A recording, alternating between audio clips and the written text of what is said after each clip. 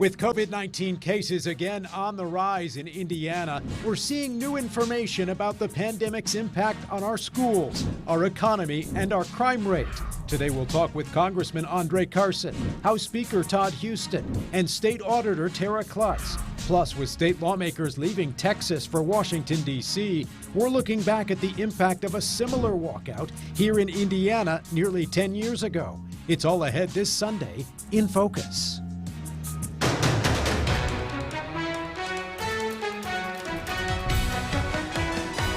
Indiana's daily case numbers continue to rise with the Delta variant spreading here in Indiana. We'll take a closer look at the impact the pandemic has had on our schools.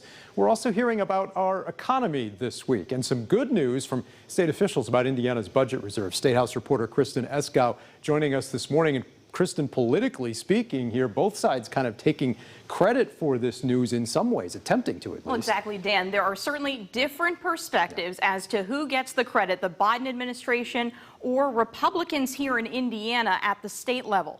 But Indiana officials say it's clear our state's economy has seen significant growth this past year. We kept seeing record revenue coming in, whether it's sales tax, income tax, corporate tax. Indiana Auditor Tara Klutz says those gains helped the state earn nearly $4 billion in reserves over the past year. As required by state law, about $1 billion of that money will be divided between a retirement fund for teachers and an income tax credit for Hoosiers. When you're stimulating the economy, people are either going to save that money or they're going to spend it. We anticipate a lot of people spend it. We also think a lot of our employers are hiring employees and they're increasing their wages, and so we're getting more income tax. The auditor says the state will figure out how much the refund will be worth per taxpayer based on how many Hoosiers file taxes this year. The last time this refund was given out in 2013, each taxpayer earned a $111 credit. We have great policies in place that encourage pro-growth businesses, and for that reason our businesses have flourished. Politicians on both sides of the aisle are excited about the news, but differ on whether Indiana's government or the federal government deserves the credit. Democrats delivered on the American Rescue Plan. And it's because of the rescue plan is that Indiana has been able to stay in such strong financial position. Meanwhile, state lawmakers say they're not ruling out the possibility of lowering taxes next session. We want to always make sure we're being fiscally responsible and keeping the taxpayer in mind. Now, it'll be several more months once we find out how much that tax credit will be worth per Hoosier taxpayer. And you also asked Speaker Todd Huston about these troubling results we heard about from the iLearn test this week and what this means in terms of education in our state in the midst of this pandemic. Well, that's right, Dan. The pandemic being blamed for those lower standardized test scores. Students in grades 3 through 8 take the iLearn, and state officials say just 28% pass the math and English portions of the exam. Now, that number was 37% when the test was given in 2019. It was clearly disappointing, and through no fault of the student or the parents or the educators.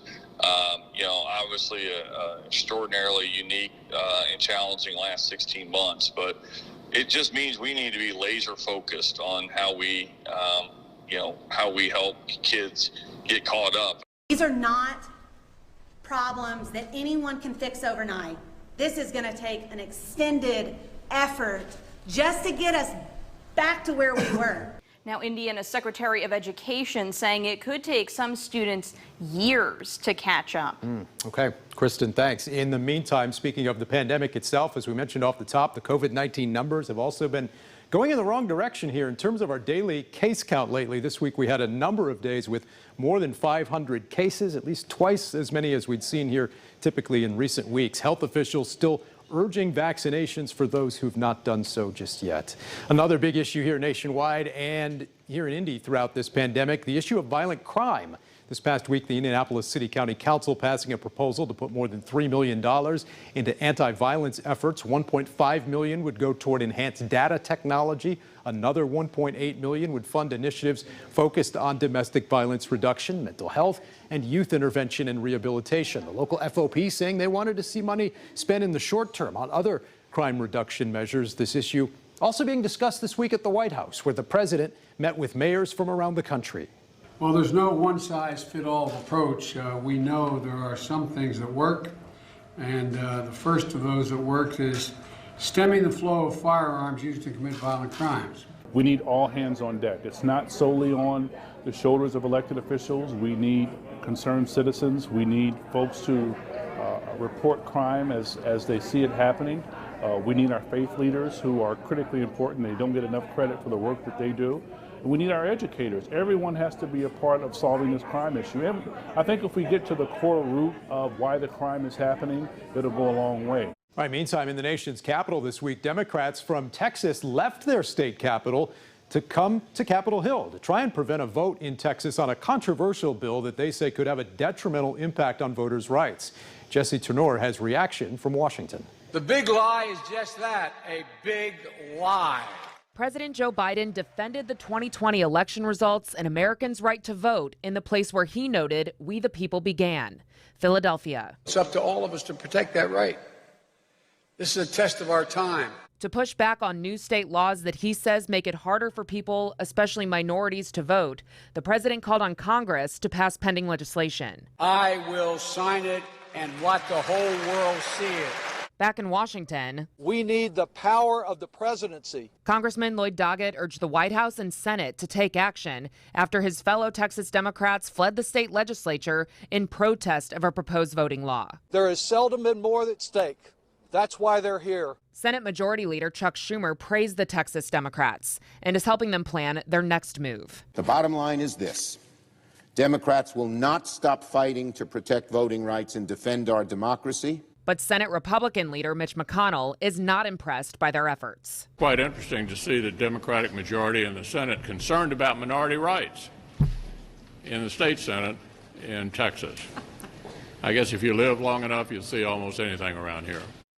As Jesse Turnor reporting, meantime, Indiana GOP Chair Kyle Hupfer this week saying, quote, Texas Democrats should have reached out to former Indiana House Speaker Pat Bauer and Indiana Democrats and asked them how their walkout in Indiana worked. Hupfer and other Indiana Republicans this week, of course, making reference to those infamous walkouts in 2011 and 2012 when Indiana Democrats left the State House and went to Illinois to prevent a quorum in the right to work debate. They eventually lost on that issue and lost a number of seats in the General Assembly. Indiana Republicans have held a quorum-proof supermajority ever since. We'll talk about that with our panel coming up.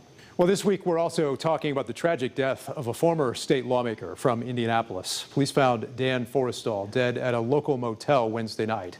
After being arrested on a series of criminal charges last year, he resigned to focus on his mental health. Forrestal was 38 years old.